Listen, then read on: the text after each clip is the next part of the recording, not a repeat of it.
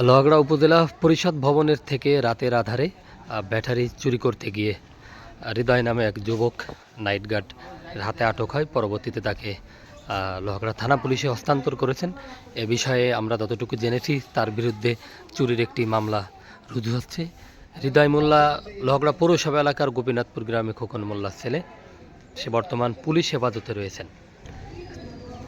23 তারিখ রাত আনুমানিক 9:30টার সময় লোহাগড়া উপজেলার মধ্য থেকে তাকে কিন্তু যেখানে যে নৌশপহরী নাইট গার্ড টুটুল রয়েছেন সে কিন্তু আটক করেছে। পরবর্তীতে কিন্তু এখানে লোহাগড়া থানা পুলিশ এসে তাকে লোহাগড়া থানা পুলিশ নিয়ে যায় এবং আমরা 24 তারিখ সকালে লোহাগড়া উপজেলা নির্বাহী কর্মকর্তার মাধ্যমে জানতে পারি যে সে রাত্রেবেলা এখানে চুরির উদ্দেশ্যে এসেছিল।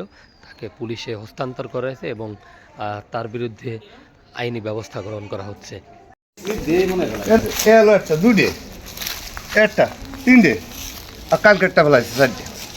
ওই তো ওই যে বল্টু এই ব্যাটারি একটা কালকেরটা এই জায়গা ছিল। এই জায়গাটি থেকে কিন্তু গত রাতে নৈশপ্রহরীরা আর হৃদয় মোল্লাকে আটক করে।